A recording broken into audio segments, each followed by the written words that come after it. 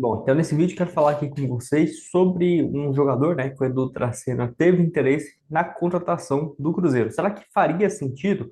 Que eu vou mostrar aqui com vocês. Quero falar também sobre o Rafael Elias, que vive uma fase bem interessante lá no futebol do Japão. E lembrando, ele ainda pertence ao Cruzeiro, está emprestado, e caso a equipe do Japão tenha interesse, né, de comprá-lo, vai ser um valor bem interessante, que vai chegar para o clube, acho que até um valor mais alto do que ele valeria, ainda mais se continuasse, por exemplo, sendo reserva aqui no Cruzeiro. E, para terminar também, falar sobre o atacante, o Kenji, que é da base do Cruzeiro, que não tem tido espaço, né?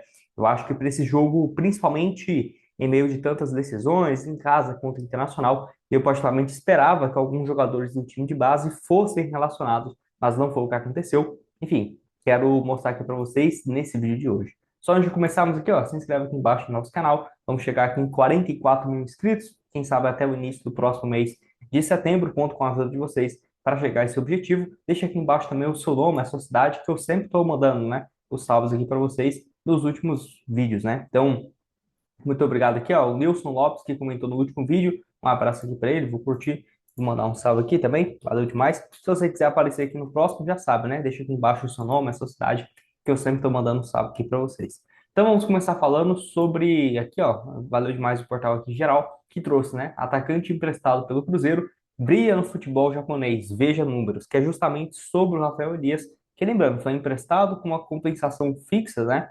Vamos colocar assim, se a equipe do Japão quiser comprá-lo, vai ter que pagar algo próximo de 8 milhões de reais para o Cruzeiro, que é um bom valor, né? Se você for analisar, um atleta que não estava jogando com tanta frequência assim, aqui na equipe do Cruzeiro. Deixando os números dele aqui então para vocês, ó. 25 anos de idade, 6 partidas, ele já tem 6 gols marcados. Vale destacar aqui também que nos últimos 5, 6 jogos dele, né, é o que ele tem mais crescido de produção. Deixa eu deixar o computador aqui mais perto para vocês. E, enfim, vem de um desempenho sensacional, marcou um hat-trick, depois marcou aí mais um gol, né, na vitória por 3-0. E olha que não é um dos principais times do Japão, nem nada do tipo, mas mesmo assim tem tido, né, um bom desempenho. Eu acho que essa compensação, que é entre 7,5 milhões a 8 milhões de reais, pode ser uma baita alternativa, né, realmente, para a Raposa. E ele tem tido uma das melhores notas no SofaScore lá no futebol japonês. Então, se ele não for comprado por essa equipe, que eu acho difícil ele continuar com esses números e não ser, algum outro time do Japão, da Ásia, vai aparecer, né, interessados no jogador. Então, que ele fica assim pelos próximos um ano, né, que ele vai voltar de empréstimo em julho e aí o clube tem essa opção de compra.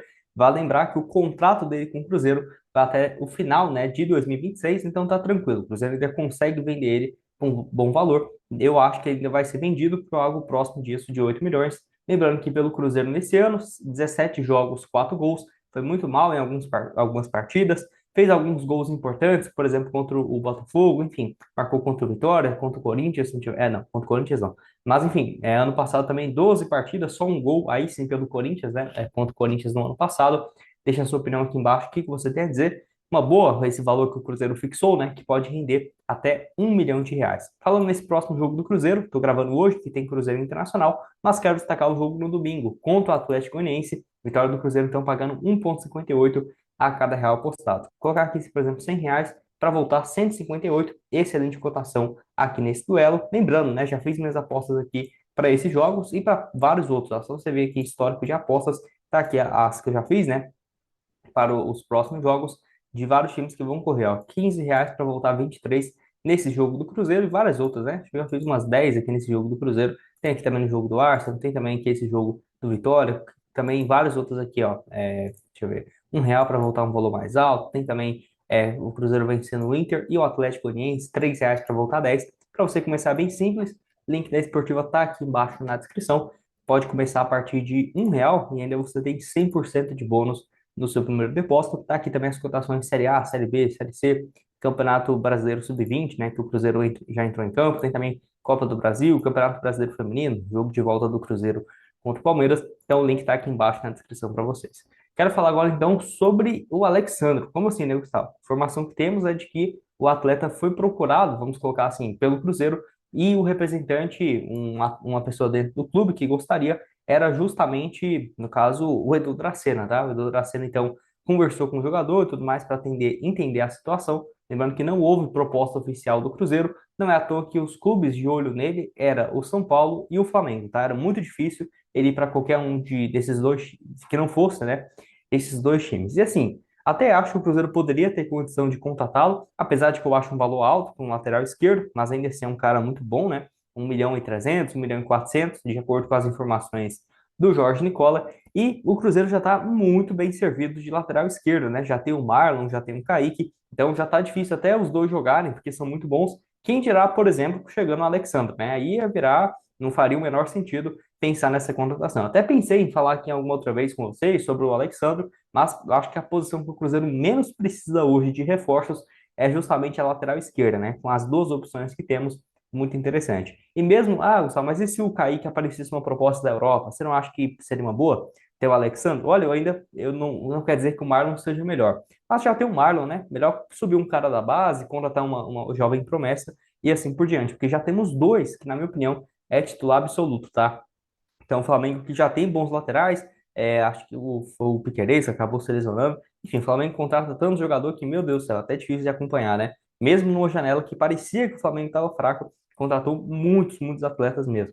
Então, a última temporada europeia vinha jogando com menos frequência, mas ainda assim, né? O último jogo dele com a camisa da Juventus ainda marcou gol, né? Contra o Monza, lá no dia 25 de maio. Na última temporada foram, então, pela Juventus, 18 partidas, meia temporada apenas, anterior 37 jogos, 2021-22, 40 partidas, então sempre com bom desempenho, e acredito eu que voltando para o Flamengo, em breve ele vai estar, né, na seleção brasileira, então pode até ser uma boa para a Copa do Mundo, onde ele vai ter 35 anos, né? Eu acho que ainda tem chance de ser convocado tranquilamente, é uma boa, né? Vários, eu acho que vai acontecer demais isso. Alguns jogadores que perderam espaço na seleção voltam para o Brasil para se destacar e quem sabe, né, ser convocado.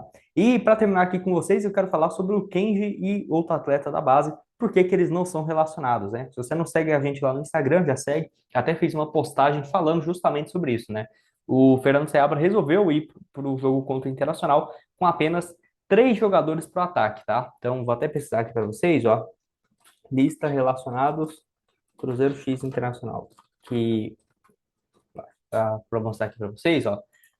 Muitos desfalques, é óbvio. Por exemplo, o Barreal, o Lautaro Dias ficaram de fora, dependendo se você pode estar assistindo esse vídeo depois, mas o foco aqui não é a escalação em si. E as opções, né? O ataque, Arthur Gomes, Dineno e Caio Jorge. Beleza. O Cruzeiro vai jogar com quem? Acredito eu que deve ficar ali com o Matheus Pereira caindo pela ponta, Arthur Gomes na esquerda e o Dineno centralizado. E aí de meia, vamos colocar ali, por exemplo, Matheus Henrique, o Wallace e quem sabe uma outra opção mais ofensiva. Eu iria, por exemplo, não iria com três volantes, tá? Peralta, o Wallace, Lucas Romero e Matheus Henrique. Não, eu particularmente iria, vamos colocar assim, com um Vitinho mais avançado, ou por exemplo, cara, eu não sei, porque tem tanto desfalque, né, que acaba que vai ficar um pouco complicado isso. E aí, justamente, por que que não relaciona o Kenji, né? Até fiz esse post lá no meu Instagram, porque na atual temporada tem 28 jogos, 22 gols marcados pela equipe sub-20 e além disso tem 15 assistências, ou seja, eu acho que qualquer time no Brasil nessa situação pelo menos relacionaria o jogador. Não quer dizer que ele tem que entrar e jogar ali no ataque, na ponta, não é isso.